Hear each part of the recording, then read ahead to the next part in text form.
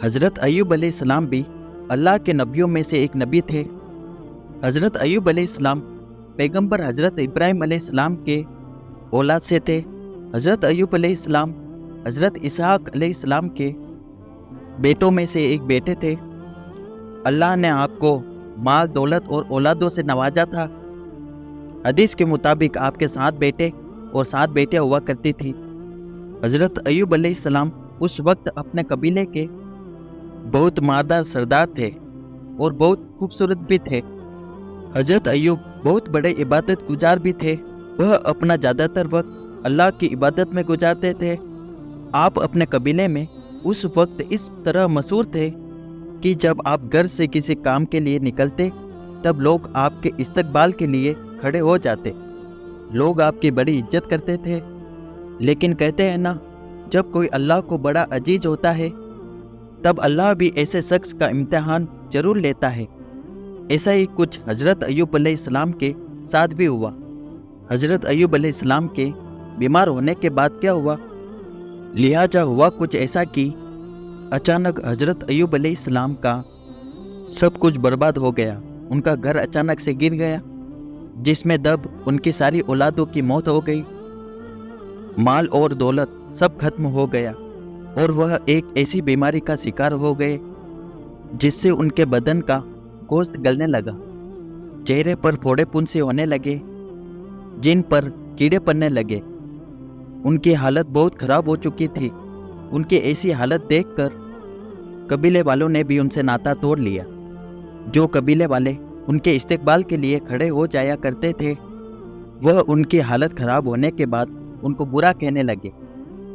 कबीले के लोग उन्हें ये कहते कि जरूर आपने कुछ गलत काम किया है जिसकी वजह से अल्लाह आपसे नाराज है और अल्लाह ने आपकी ये हालत कर दी है।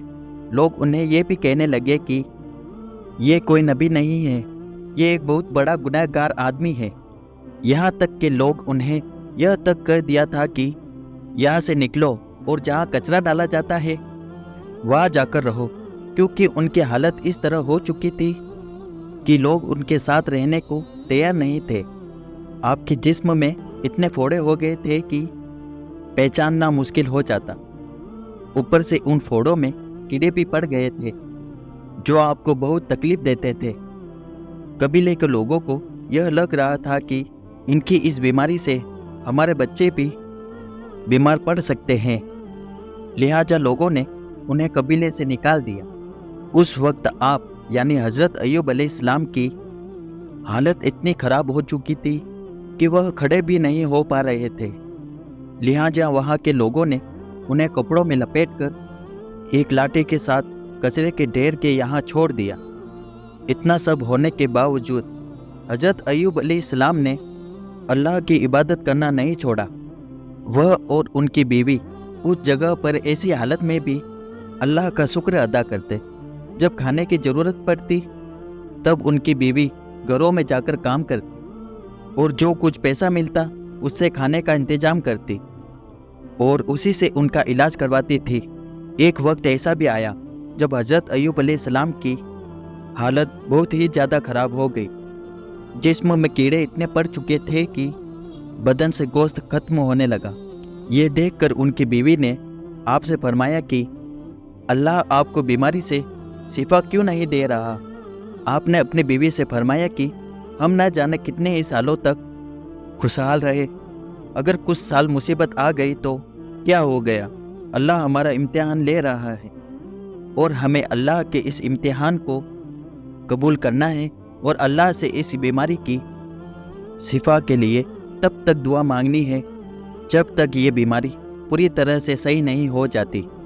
आपके बदन पर जब कीड़े बाहर निकलकर ज़मीन पर गिरते तो आप उन्हें वापस अपने बदन पर रख देते थे और कहते थे कि शायद अल्लाह ने इस कीड़े का रिज्क मेरे बदन से ही लिखा है।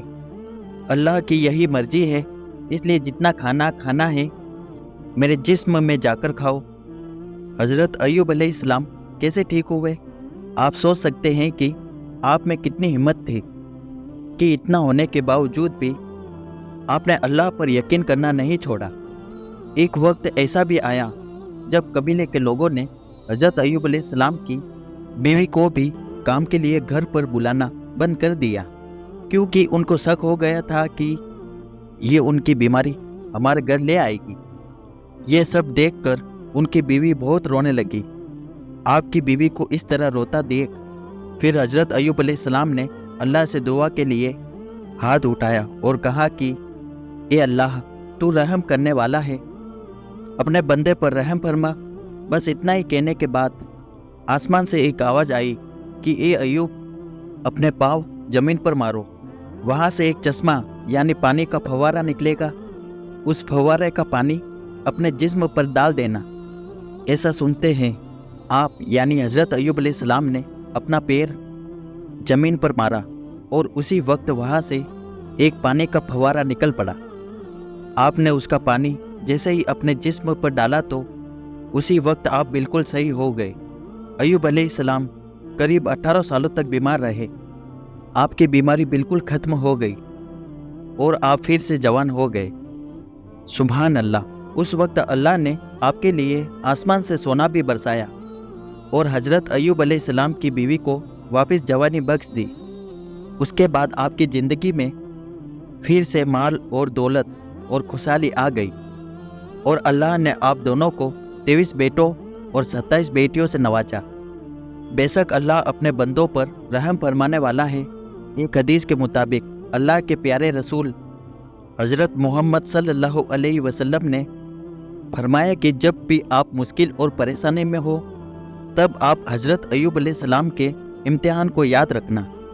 हर मुसलमान को हज़रत अय्यूब अलैहिस्सलाम के इम्तिहान से सीख लेना चाहिए कि चाहे कितना भी बुरा वक्त हो, हमें हर वक्त अल्लाह का शुक्र अदा करना चाहिए, क्योंकि अल्लाह की मर्जी के बगैर कुछ मुमकिन नहीं। वो जिसे चाहे राजा बना दे और जिसे चाहे फकीर। वीडियो अच्छा लगा हो तो लाइक और सब्सक्राइब कर दे।